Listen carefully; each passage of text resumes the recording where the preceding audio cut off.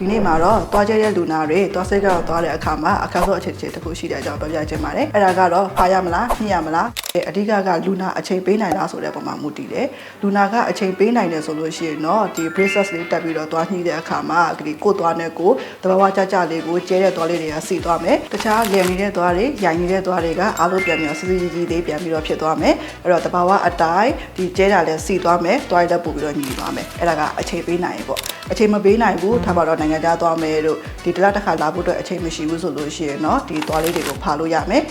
သူကတော့ဒီသွားအလဲဆိုလဲအလဲအတိုင်းဒီရိုင်နေဆိုလဲရိုင်နေတဲ့အတိုင်းဒီကျဲတာလေးတွေပဲအားလုံးစီသွားမှာပေါ့အဲ့တော့ဒီကုသမှုရွေးချယ်တဲ့အခါမှာကိုကအချိန်ပေးနိုင်လားဒါမှမဟုတ်လို့ရှိရင်တစ်လတစ်ခါလာနိုင်လားအဲ့ဒီပုံမှာမူတည်ပြီးတော့ဒီသွားဖာတင်မလားသွားညှိတင်မလားဆိုတာကိုရွေးချယ်လို့ရပါတယ်တခြားသိချင်တာတွေရှိတဲ့ comment မှာမိသားပေးလို့ရပါတယ်ကျွန်တော်တို့ဒေါက်တာချစ်စုခိုင်မှာတွားညှိထုတ်ခုဆရာအောင်ကြောက်ဖြစ်ပါတယ်ကျေးဇူးအများကြီးတင်ပါတယ်